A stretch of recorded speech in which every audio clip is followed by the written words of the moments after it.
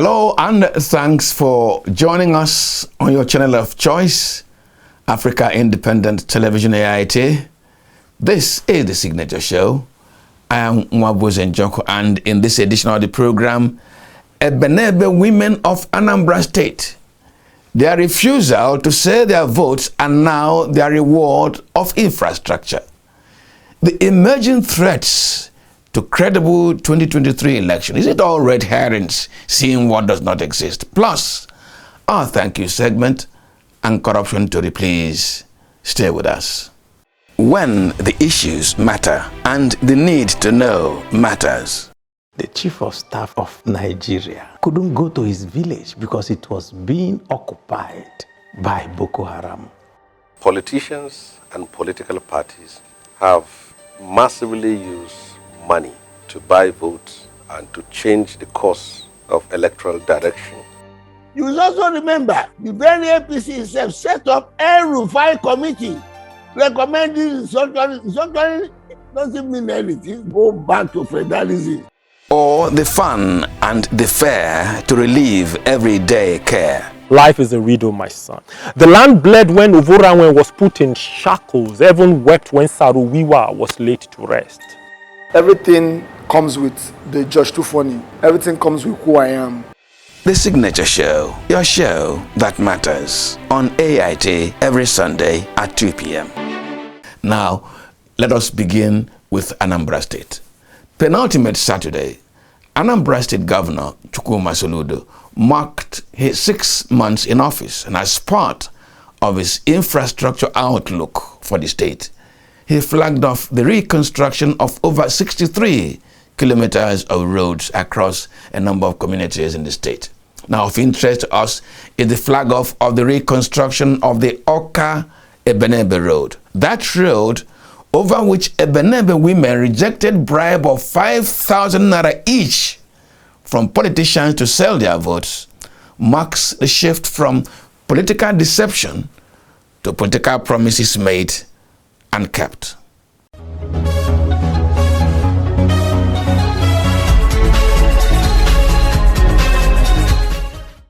Ebenebe, a community of about 20,000 inhabitants, mostly farmers and small traders, is about 40 minutes drive from Oka, the Anambra State capital.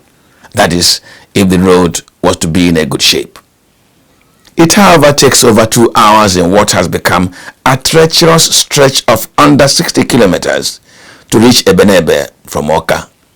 For those who must ply the road, it is a choice between losing all your article of trade if you are a trader, losing your farm produce if you are a farmer, and losing the vehicle in which you are traveling, which invariably sinks in the unending deep pools of muddy water. This particular road where I am standing now is the major road that leads anyone coming in or going out of Ebenebe community. And from the reports we gathered so far, from the people we spoke with and the people we interviewed, they said that one of the challenges they are having in the Ebenebe community is because of this road. And then usually when it rains, you can't move on this road. It's usually that when you're coming in, either your vehicle or your bike will be stopped.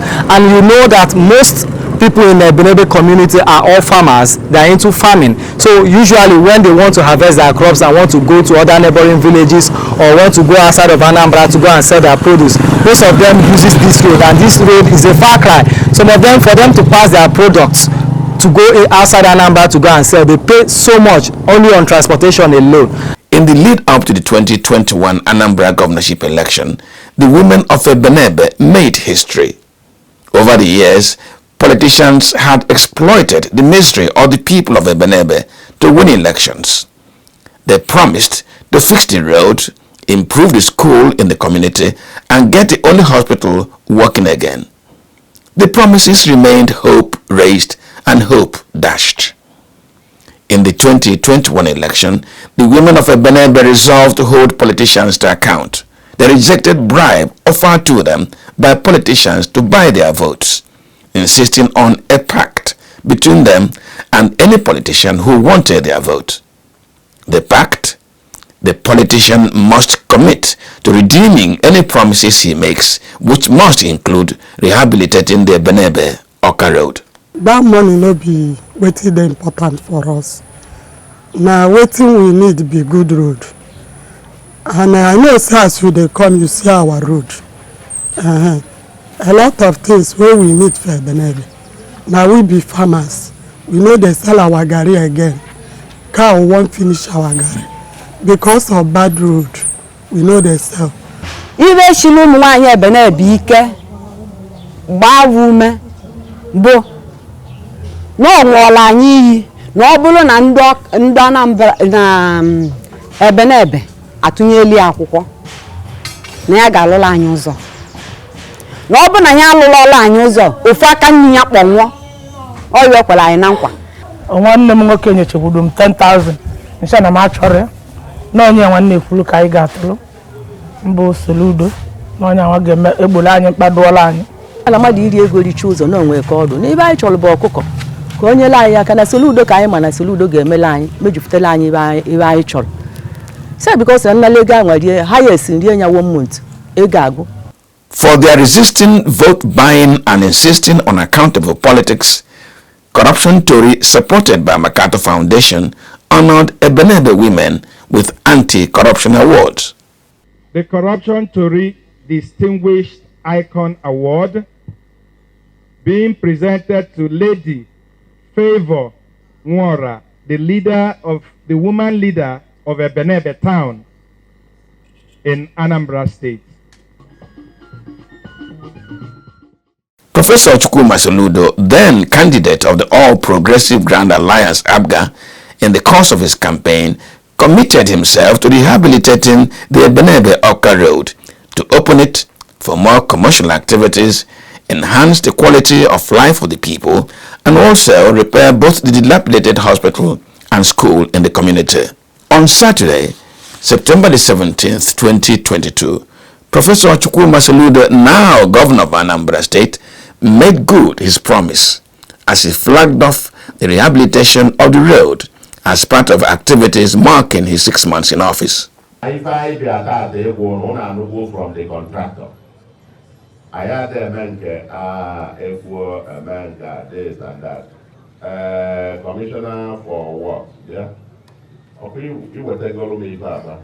And that's why I know me. I have 50%. I have 50%. Plan on your phase 2. But now I got a low bridge across about family where I am. For the women of Ebenebe, their insistence on accountable politics was paying good dividend. Any man, you know that person go inside that city will do well. You're supposed to vote that person. Don't say your vote. Obi bụ msa anwụrị nya ọ na-atọ mari niile makwala onye agbandem egwu na field. Is what we want. What we want is what Soludo did for us. The traditional ruler of Ebenebe could not hold his joy at the flag off of the repair of the road, whose bad state made its people a desolate island in the midst of a vibrant Anambra State. I am a living witness. I witness everything which the governor is doing here today. All of us, we are very happy. Governor Chukwuma Soludo also flagged off the rehabilitation of 6 other roads. He promised that no community in Anambra State would be left behind in a new Anambra infrastructure outlook, even as he encouraged them to embrace the Anambra spirit, which is driven by community, government, and people's partnership.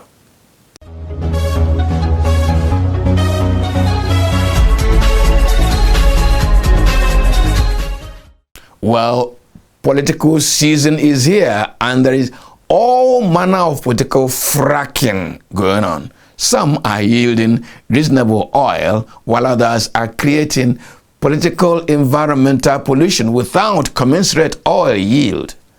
The ruling All Progressives Congress APC is mired in distrust of its own leadership by the camp of its presidential candidate, Bola Tinubu, while the opposition People's Democratic Party is embroiled in the fallout of betrayal and lack of respect for its own founding rules agreements and harmonizing understanding.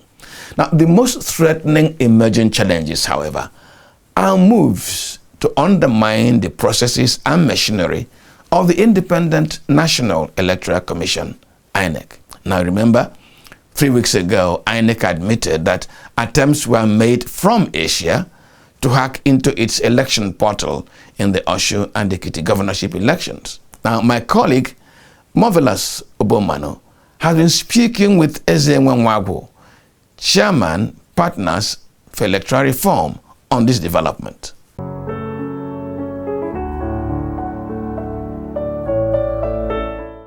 It doesn't bother me because we live in a world of the world of the internet, and that is why there is something called cybercrime.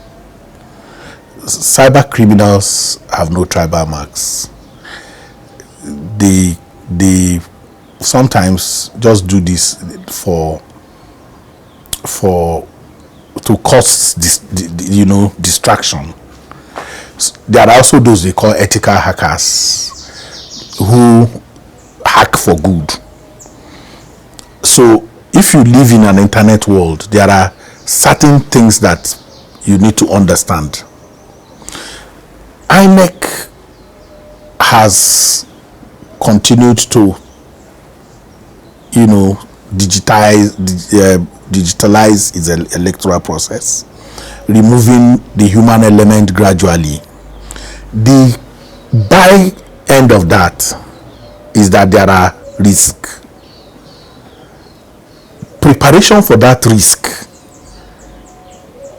is part of the overall election planning and administration thing that INEC needs to put on the ground.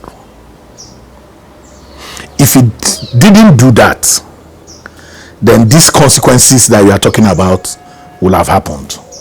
The fact that it firewalled its systems is why the hackers were unsuccessful. The honesty and transparency of bringing that to the public shows a public institution that is also opening up its system to build confidence. Because there was no gun on the head of the INEC chairman to tell the world that this is what happened. So for me, I am more interested in understanding that no country can completely outsource its processes to technology. There is a sense in which we begin to eulogize and glamorize technology as if it can solve all the problem of the world. But the reality is that the consequences, the downside of it, can sometimes put a black, slur on even the advantage it brings.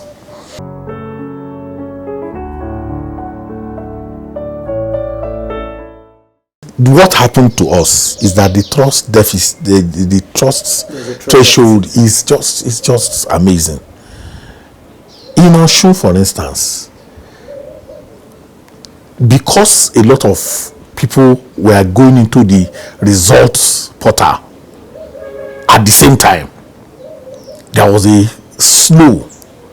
Nigerians went and said, hey, they are not ready to transmit the result anymore. When progress is being made, is it also a problem not to recognize that there has been incremental progress? Because if you stay in the mindset that progress is not being made, you will not even be able to see when that progress is coming. Since 2007, our election administration has had incremental progress. When President Yaradua said that the election that brought him was fraudulent and set up the Justice Ways Electoral Reform Committee. In bits and pieces, the report is being implemented and we are seeing those changes. So there is a place in which you can be stagnated mentally and have a failure psychology that you will not be able to see when progress is being made. So the threshold of integrity of elections is increasing.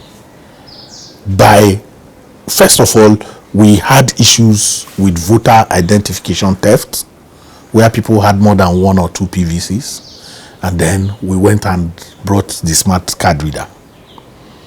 The politicians attacked, through the judiciary, attacked a system that had no issue, because it has been able to, it was dealing with voter identification theft. It was showing that the bearer of a card, is the authentic bearer of that card. And the politicians didn't want that. They went to court and blackmailed the smart card reader. INEC said, okay, so what do we do? They went ahead again and brought beavers.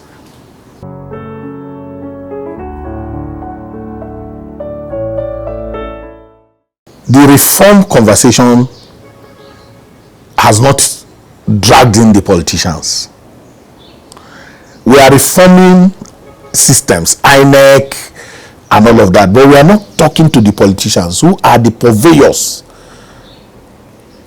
of everything that diminishes the character and integrity of our electoral system. Who snatches the ballot box? Who pours ink into the ballot? Who introduces thuggery? Who is the vote trader? The politicians and their candidates. They always look for dubious advantage. They rig election that they are going to win. And nobody talks up. Nobody is interested in dragging them into the... See, if we spend 10 minutes in this our conversation, we are only going to be talking about INEC. The other stakeholders who contribute to whether election is good or bad are left off the conversation, and they are comfortable in that space. They are happy making INEC the fall guy.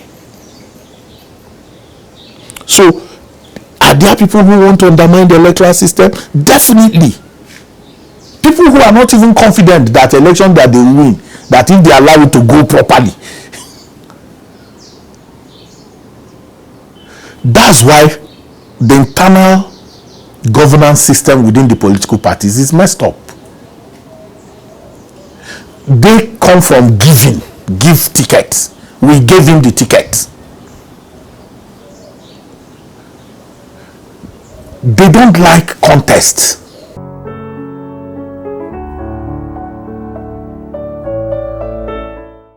If the political parties cannot obey rules that they give to themselves, it is practically impossible for them to externalize that outside. Majority of the parties in the states are in court over candidacy issue, originating from lack of internal party democracy. That is not a conversation. Nigeria has not put that conversation on the table, that the machine, the leadership recruitment machine of the country is wobbling and has no capacity to even deal with its own internal issues in a way that guarantees fairness, equity, and justice. All of them. How then are we expecting them to exemplify that if they get into power? Including the one you think, all of them, they broke all the rules. Somebody jumped from one party to the other. Just left this way, he brought from here, before you know it, he's already a candidate here. And we are celebrating, all of us are clapping. In the places where we copy this thing, is that how it is done? So, if the conversation about ethical governance within political parties does not happen, it will have its concomitant effect on the quality of governance that they will bring. They have National Working Committee. They have INEC. They have the Congress. Go and investigate and find out how many of the political parties have INEC meetings or National Working Committee meetings, including the most celebrated. You'll be shocked that internally their members complain to you that what is being run in their party is a one-man show.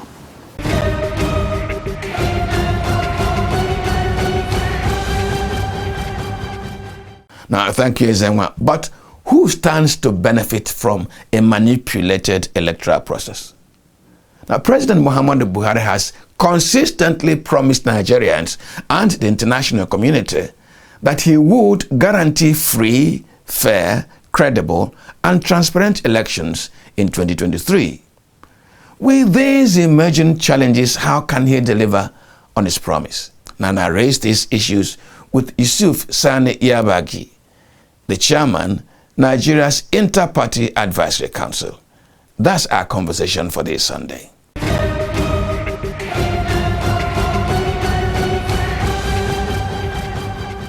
My guest this afternoon, Yusuf Sani Yabagi. Yusuf, you are welcome to the conversation. Thank you very much, Chief Muwaboze. I'm not a politician, but I'm worried that within our political parties in the lead up to the next year's election, there is so much of disagreements, wranglings, tearing down the parties. What do you think is the challenge?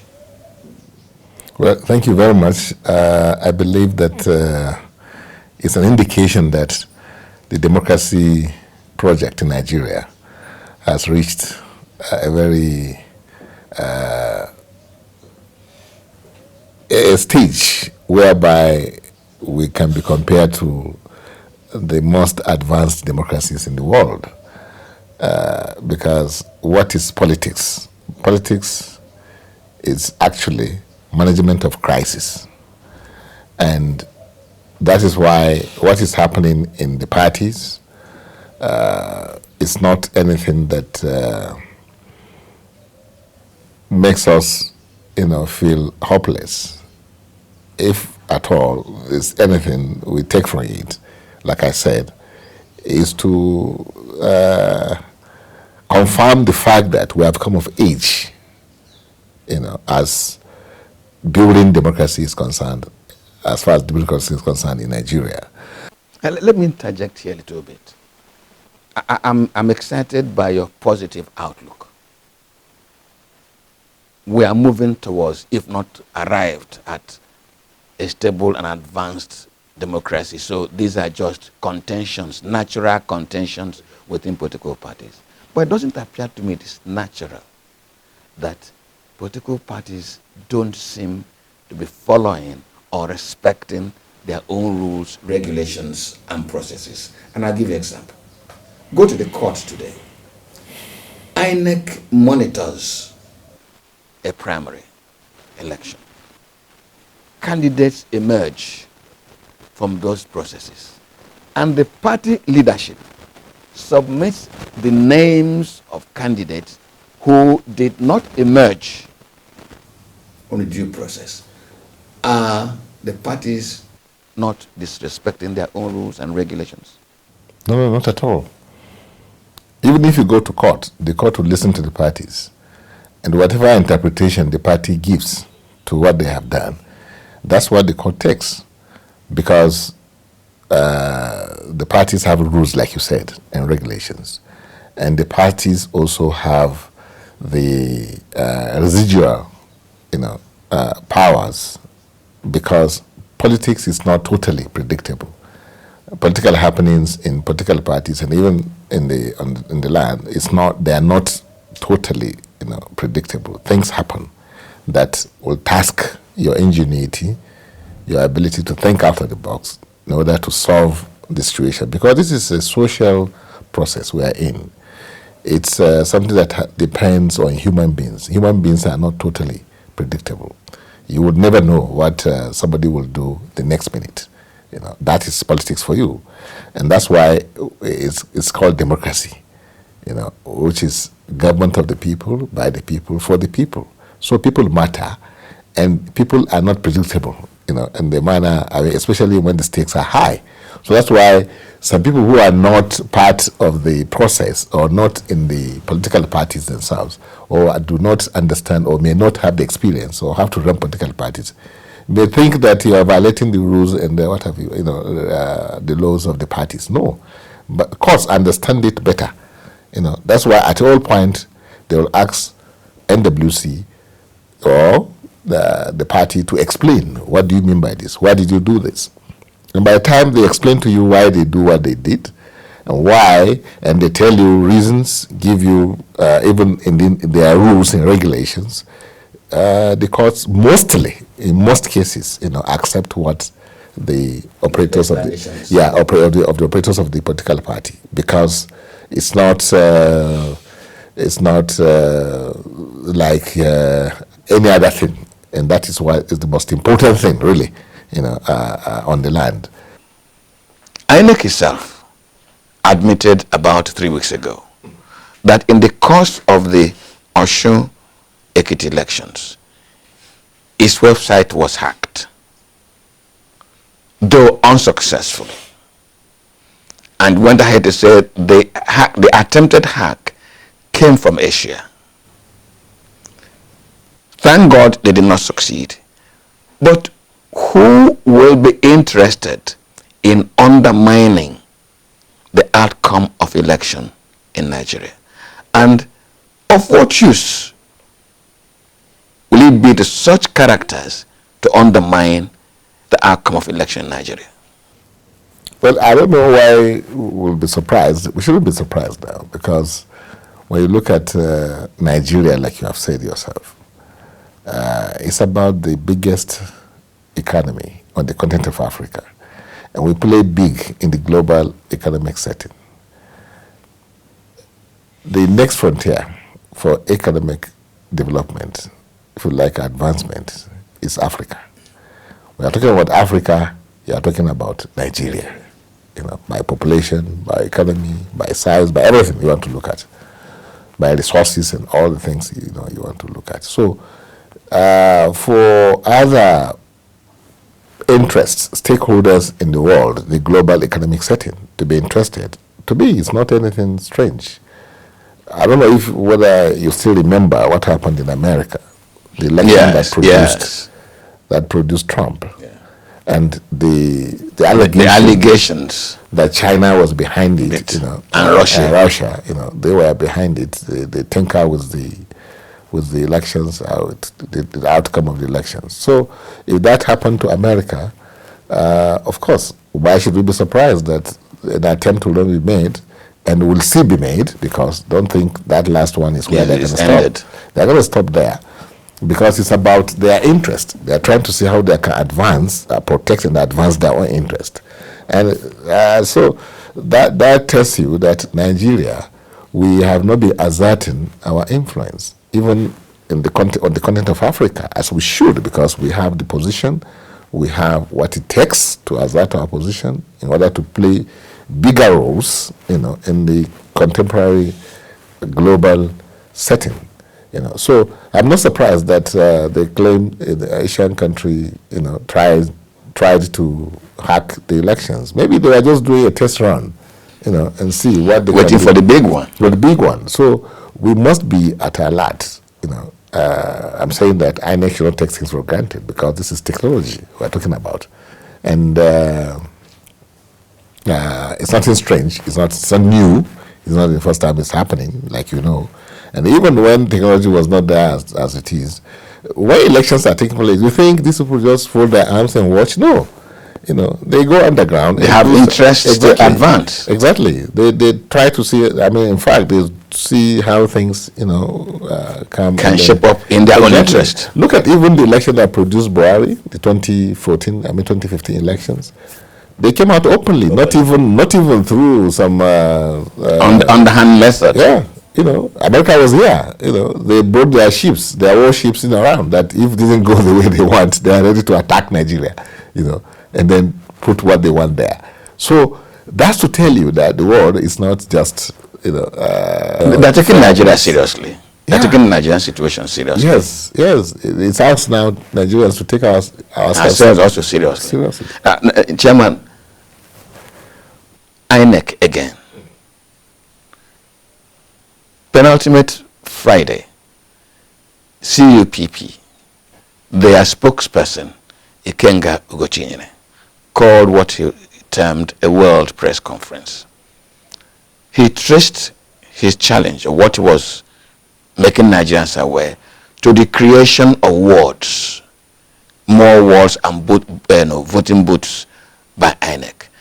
And those creations were done because we Nigerians, civil society groups, we insisted that the electorate was too far from many polling booths. I was part of it. I insisted that this thing should be brought closer to the people because it was disenfranchising people from casting their ballot. But he raised the alarm that politicians have manipulated that process and turning their kitchens, their bedrooms, their parlors and their mothers' graves into voting booths where numbers have been allocated. And that to meet those numbers, the current voter registration has been infiltrated. Names from Bangladesh, names from Philippines, faces from Estonia, some from Siberia in Russia, are all appearing now, claiming to either be from Olo in Imo State, which is his area of interest. I'm not so much interested in his pointing fingers about whether it's in Olo or Oshu or whatever. I'm interested in if that INEC process has really been infiltrated and names uploaded. Can INEC officials be innocent in this manipulation? Well, like I said, it's a very challenging situation we're in, build up to 2023 elections because of what that election represents, to the fate of this country as far as the biggest country on the continent of Africa and the country that is looked up to for leadership, not only on the African continent, but the whole world. So you will see some of these things, coming up. But what is important is, do we have the way by which we can sieve out these things? Exactly. And then remove them from interfering with the system, because they'll never stop. That's for sure. You should know. Hackers never stop anywhere in the world. They're always. But the only thing is that you should be ahead of them by being on your toes at all times, so that you keep improving, keep subjecting your own systems to some tests. To see whether it can withstand some of these attacks, because the attacks will keep coming. As we speak here now, you never know. Some people are thinking about some other things, some weird, so they have some weird ideas of how to ensure that the system either does not work at all, or it works in their favor. So that cannot stop. What can only do is what INEC is doing, and plus, they are, as we speak now, they are in the process of cleaning the register. Yes, the register. And that will mean that some of these things will be thrown up. They will see them, and they will now, take them out. Well, Chairman, this is my last question, and I'm taking it from the statement, the promise, which the President just made a few days ago to the international community at the United Nations General Assembly. He was repeating a line he's been saying in the past 1 year, and that is that he would give to Nigerians a free, fair, credible, transparent 2023 election. I've raised a number of challenges which could undermine the credibility. But these challenges I've raised are all man-made. They are politicians-made, your constituency-made. What will you be telling to politicians, what will you be telling Nigerians this afternoon? Do this to help Mr. President redeem his promise of giving Nigeria a free, fair, credible, transparent 2023 election. Well, I'll ask Nigerians to give their maximum support to INEC, because like I've just pointed out, it's not yet Uhuru. Don't be deceived, or carried away rather, by the transmission of results from the polling units. That is not where it is. In fact, if there's anywhere that we must give attention to, is where the collation takes place. Because those are the people that determines who wins the elections, not the people. Like I said, that's a popular saying. You may cast your vote at the polling units, the person who counts, but those who counts at that, and we have let that point, are still as porous as it were before now.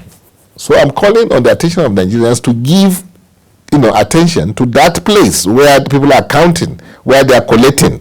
Let them give, attention to that place. That's the weakest link, in the whole chain.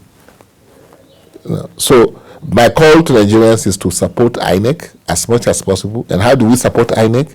Is to give maximum attention, all of us, to see how are you collating? What are you giving us as the results? So that's my call. Mr. President is completely committed, because even if he's not somebody in the person of Muhammadu Buhari, who we know him as far as corruption is concerned, as a person, you can never, it's like oil and water, they don't mix. That's what Buhari is.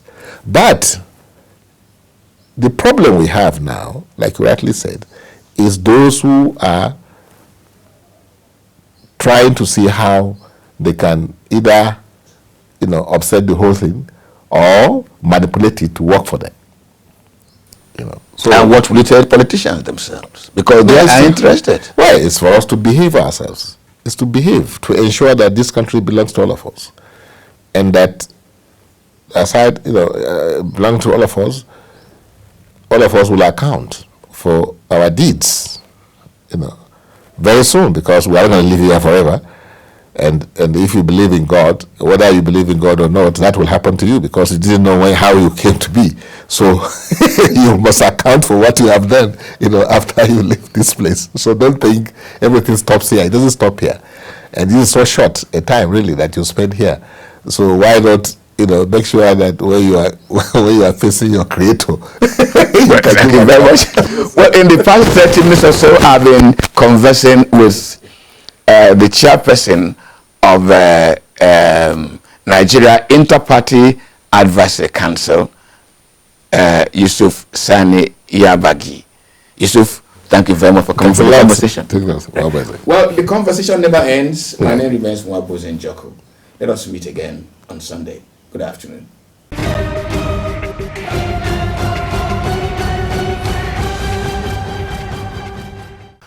And now for our thank you.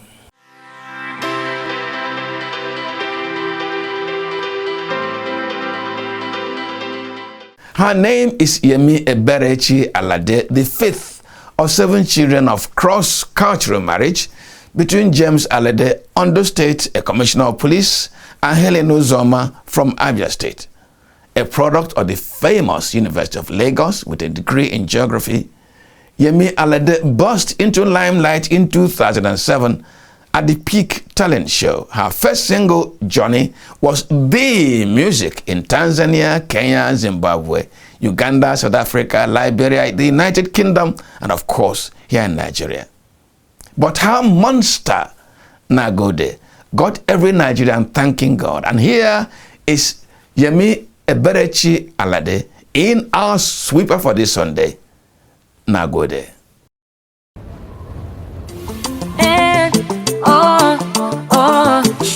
Papa, thank you. Oluwa Nagode. Yemi Alade, Sele Popote, Chineke Nagode. Person where hustle supposed to chop, he's supposed to pop, he's supposed to chill. Person where walk supposed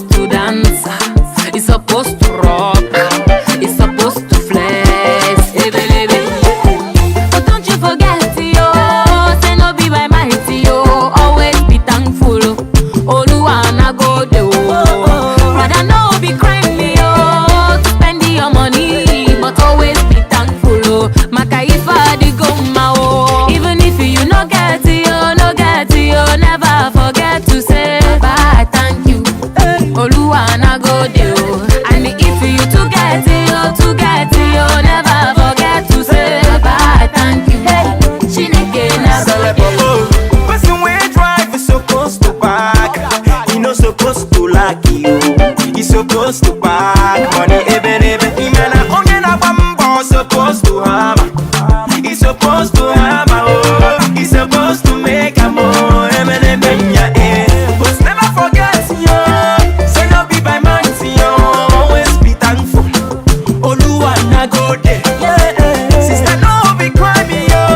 To spending your money, but always be thankful, oh. Back and if I dig on my oh. Even if you no get it, oh, never forget to say bye, thank you. Oluwa na go there. And if you to get it, oh, never forget to say bye, thank you. Chineke na go there, oh, hey, yeah. Pop rose, no more enemy, pop champagne, no more complaining. If you dey live it for lucky, or you dey live it for shita, oh, make you dey pop anything.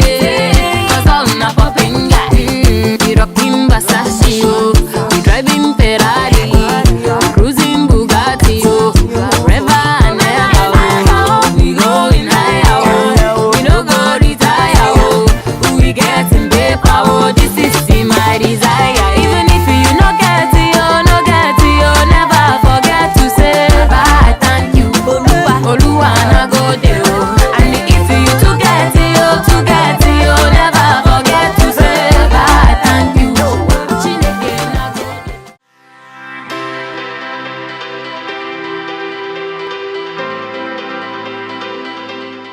And that's your program for this Sunday. But please, waiting they make dog, no one die.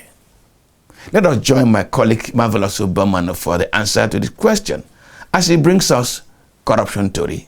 My name is Mwabos Njoko. Good afternoon.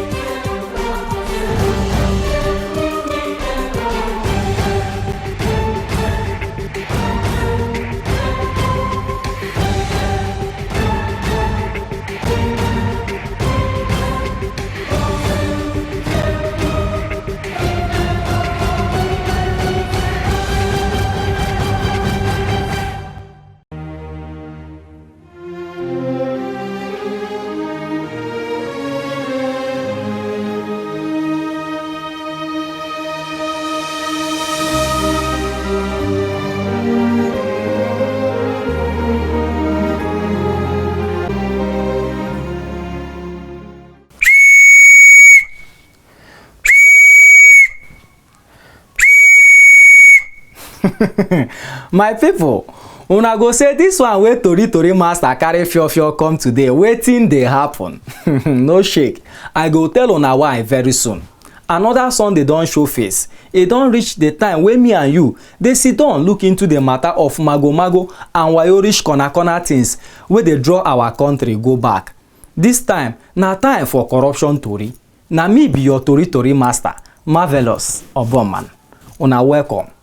If you gree say corruption dey make many Nigerians angry, if you gree say corruption don make many Nigerians look like pan wey tinker don scatter, no good food o, life no dey safe, no better hospital, money no dey to send pikin go school, and mama and papa dey squeeze face and even dey fight sake of say they don look themselves, e be like say they be useless people. If na corruption dey cause all this wahala, why people no dey talk when they see or hear corruption? If you talk, na wetin go happen? This na the matter wey we carry come today. Abeg, wait small, we dey come. This na corruption theory.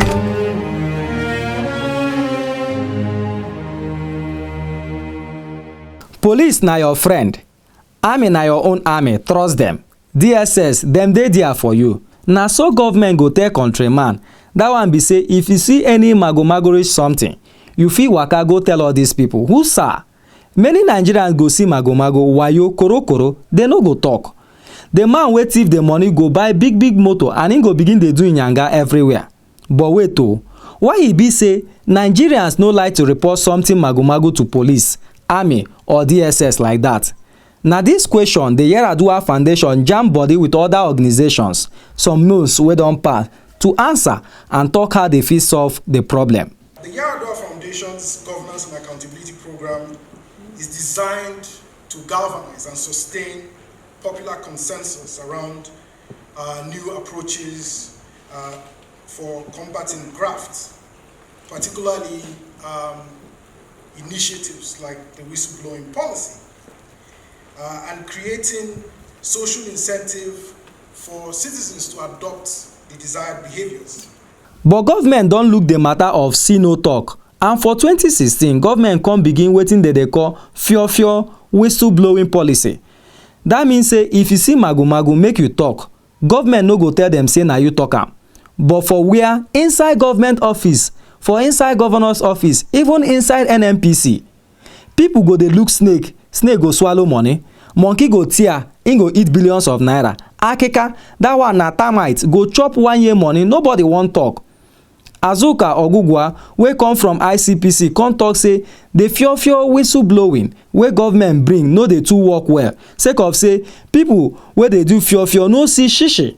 And when they do the fiofio, the people wey suppose to measure say nothing happen to them, na them go talk say na lagbaja talk say na you be thief. Im come talk again say when people report magu, they wan know say government go catch the thief and say government go do them shege. Whistleblowing is not about just recovering funds. You whistleblow when you see a colleague being sexually harassed. You whistleblow when you see when there are issues that. So the context had to be expanded. The context has to be expanded, and when there is no direct financial incentive, then there's a challenge. If I'm going to blow the whistle, am I assured of being protected? So these are the things that people look at, and they would rather just let God will help us. That's Nigerian prayer. Let's just leave it to God. Later, God will sort out our problems. We just leave that as that. When people report on corruption, they want to know what you are doing about it. Now, that actually places a burden on us, the anti-corruption agencies. When Nigerians feel that something is being done, that's an incentive to report. That I reported something in the past and something was done. So they encourage others, please report. When I reported, we got a feedback, something was done. For us as a commission, this project is dear to us because information is the lifeblood of the fight against corruption. Without information, there's very little that you can do. And since the whistleblowing policy came on stream a few years ago, it has added value to the work of the EFCC. I can tell you for free that quite a number of investigations that we conducted was as a result of information provided by whistleblowers. So having an additional platform for people to report increases the volume of information that we'll be getting as we progress. One of the issues that we observe in terms of whistleblowing is because of lack of confidence by people who want to provide information, either because they are scared or they don't believe that if they give information, you will not betray them. There's very little that EFCC, ICPC on their own can achieve without Nigeria having a buy-in to this policy. There's a need for legal backing to make that policy more effective and to have a bite. Because as it is, it's just a policy which is tied down to this administration, right? If another administration comes in and it's not been enacted, it might fizzle out, it might change. The EFCC is a very responsible organization, and we care so much about the information we'll get that will make the country better. So everybody that brings in any good intel to the commission will follow it up, will protect you. One man wey come from the civil society, wey come for the jambody, wey him name na Oke Opia, look the matter finish, come say this fiofio no go work if countryman no hear wetin government take the money wey they recover from the fiofio do. Government go talk say them catch this thief, that thief, collect back billion naira. Wetin dem dey take the money do sef? Who sir? We have seen citizens blow whistle. Some of these have led to citizens, being in more difficulties. Promises that were made were not fulfilled. We have seen whistles blown leading to recoveries. Humongous amounts of money, mentioned. What has happened to those monies? As I speak to you, we all know that the National Assembly is currently investigating return or recoveries of some looted, government funds and properties. So when these are the kind of echoes you get as citizens, what is the confidence to want to keep, blowing those whistles? Why do you want to keep repeating an exercise that will put you in further inconvenience, gives you a further reason to continue to distrust government, and then gives you a clear picture of this is all like a charade. You blow the whistle, recoveries are made, then what happens to the monies? The number one lawyer for Nigeria will be Attorney General of the Federation, Abubakar Malami, come tell the Jambori say, you see this government fear for wayo, government no dey take and play. He say corruption for Nigeria no go stop lie until country people carry the fight against corruption for their head. Him say the fight no be only for government and say no be only government get am. We enforced zero tolerance for corrupt practices by holding high-profile citizens responsible. Persons who hitherto were untouchables were prosecuted, and I know Nigerians can bear witness to this. In order to significantly advance the cause of Nigeria's anti-corruption gains in this existential battle, the ordinary people of Nigeria must own and participate in the crusade as critical stakeholders and allies of the government. Government at the subnational levels must also, in the least, show similar commitment, as it cannot be and remain a federal government palaver. As long as the state governments are not committed to the fight against corruption, it is only about the federal government and its agencies. We are not likely to make serious progress. I'm therefore encouraging Nigerians to wholeheartedly embrace CORA, this technology-enabled opportunity to anonymously report corruption in order to scale up the successes being recorded so far. But after all this talk, wetin be the answer? One organization wey they call African Center for Media and Information Literacy, AFRICME for short, come show say they get pepper wey they go use to pepper corruption. This AFRICME come bring out wetin they call Corruption Anonymous. That one be say there's something wey confuse fly. This Corruption Anonymous wey they call CORA for short, be like say them give you slap. The person wey slap you, the hand wey they take slap you, you no go see am, you no go know. This CORA whistleblowing platform go protect the person wey bring the informate to catch the thief, and he no need to tell him name, phone number or what. The CORA platform will complement the government whistleblowing platform managed by the Presidential Initiative on Continuous Audit (PICA) and make it much easier for citizens to submit tips anonymously without fear of being exposed and confident that the tips will be treated. Our goal for this project is to have a citizenry that is sensitive to its role in fighting corruption. As Nigerians, we must be aware that the fight against corruption is not one to be left for the government alone. Legally and morally, we have roles to play, and this is what the whistleblowing policy seeks to ensure.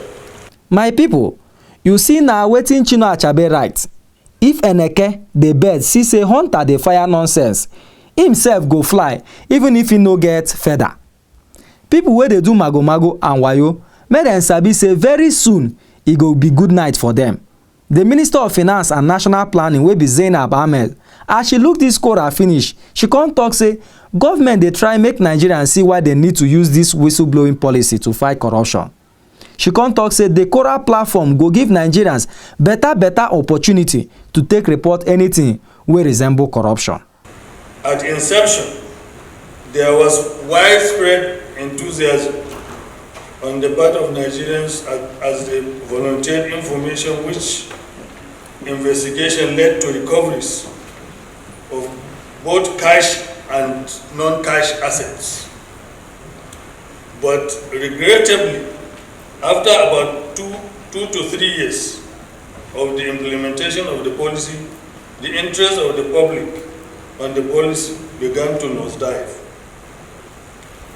I expect those present at this launch today to be change agents that will drive our country to the path of honor by reporting and encouraging others to report same through the channels provided by the whistleblowing platforms. Please clap for yourself. Is a corruption theory.